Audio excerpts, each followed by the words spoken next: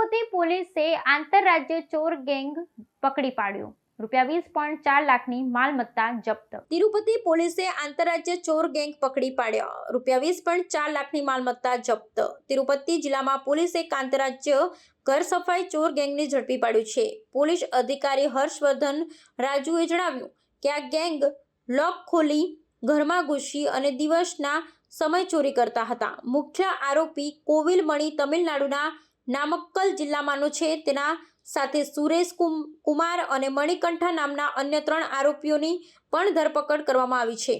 કોવિલ મણીને આ ગેંગનો નેતા માનવામાં આવે છે। તપાસ દરમિયાન જાણવા મળ્યું કે આ ગેંગ નેલ્લોર જિલ્લાના વેદાયપાલેમ વિસ્તારમાં એક બંધ ઘરમાં તાળા તોડી ઘરમાં ઘૂસી ને સોના અને ચાંદીના દાગીનાની ચોરી કરી હતી। જિલ્લામાં થયેલા સમાન પ્રકારની ચોરીઓને ધ્યાને લઈ પોલીસે એક વિશેષ ટીમ બનાવી હતી। સીસીટીવી ફૂટેજને આધારે તપાસ આગળ વધારવામાં આવી ને આરોપીઓને પકડવામાં સફળતા મળી। આરોપીઓ પાસેથી કુલ 190 ગ્રામ સોના દાગીના, 2.43 કિલોગ્રામ ચાંદી, 3 પલ્સર બાઇક અને ચોરી માટે ઉપયોગમાં લેવામાં આવતા સાધનો પણ કબજે લીધા છે। ચોરીની કુલ મિલકતનો અંદાજિત મૂલ્ય રૂપિયા 20.40 લાખ જેટલો થાય છે। આ ગેંગ તિરુપતિ જિલ્લામાં અત્યાર સુધીમાં ઓછામાં ઓછા 8 અલગ અલગ ચોરીના કેસોમાં સડોવાયેલા હોવાનું ખુલ્યું છે। అందరికీ శుభోదయం। ఈరోజు తిరుపతి జిల్లాలో మళ్ళీ ఒక ఇంటర్ డిస్ట్రిక్ట్ ఒక హెచ్బి అఫెండర్స్ గ్యాంగ్ ఈరోజు పట్టుకోవడం జరిగింది నిన్న। సో దానికి సంబంధించి మనం వివరాలు చూసినట్లయితే దీంట్లో ప్రధానంగా కోవిల్ మణి అని చెప్పి ఇతను నమక్కల్ డిస్ట్రిక్ట్ తమిళనాడు। సో ఈ గ్యాంగ్కి ఇతనే ప్రధానమైనటువంటి లీడరు। సో ఇతనితో పాటు సురేష్, తర్వాత కుమార్, దెన్ మణికంఠ, ఈ 4 వ్యక్తులు కలిసి మనకు రీసెంట్గా నెల్లూరు డిస్ట్రిక్ట్లో వేదాయపాలెంలో ఒక మేజర్ అఫెన్స్ చేయడం జరిగింది।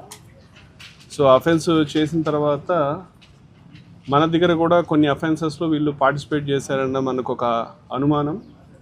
అండ్ అక్కడ వాళ్ళకు ఒక సీసీటీవీ ఫుటేజ్ రావటం, ఆ ఫుటేజ్ బేస్ చేసుకున్న ఆధారంగా మనం కూడా ఇక్కడ టెక్నికల్గా మనం కూడా ఫుటేజెస్ కలెక్ట్ చేసి వీళ్ళ యొక్క పాత్ర కొంత నిర్ధారించుకున్న తర్వాత ప్రాథమికంగా ఇమీడియట్గా టీమ్ ఫామ్ చేసి మా ఎస్డిపిఓ పుత్తూరు, తర్వాత అట్లాగే సిఐ పుత్తూరు రూరల్, మా additional SP crimes, SI KVB Puram, SI Pichatur అందరూ కలిపి ఎట్టి పరిస్థితుల్లో మనం ఈ కేసెస్ డిటెక్ట్ చేయాలన్న ఇదితోటి ఎఫర్ట్స్ చేయటం, దాని ఫలితంగా నిన్న వీళ్ళందరినీ కూడా 4 మేము కస్టడీలో తీసుకోవడం జరిగింది। తీసుకున్న తర్వాత వీళ్ళని విచారించగా వీళ్ళు మాకు దగ్గర కూడా దాదాపు టోటల్గా అన్నీ చూసినట్లయితే 9 కేసులు, ఇప్పుడు నవాబ్పేట కేసు పక్కన పెడితే మన జిల్లాకు సంబంధించిన 8 కేసెస్లో వీళ్ళ పాత్ర ఉన్నట్టుగా వాళ్ళు కన్ఫెస్ చేయడం జరిగింది। అలాగే వాళ్ళ దగ్గర మనం దాదాపు 190 గ్రాముల బంగారం, అట్లాగే 2.43 కేజీల వెండి, మొత్తం 3 పల్సర్ బైక్స్, అట్లాగే ఏదైతే అఫెన్స్ చేయడానికి వాళ్ళు పనిముట్లు వాడతారో ఆ పనిముట్లు అన్నీ కూడా వాళ్ళ నుంచి మనం లైవ్గా పట్టుకోవడం జరిగింది। దీని అంతటి విలువ తీసుకున్నట్లయితే దాదాపు 20,40,000 రూపాయలు విలువ కలిగిన ప్రాపర్టీని రికవర్ చేయడం జరిగింది।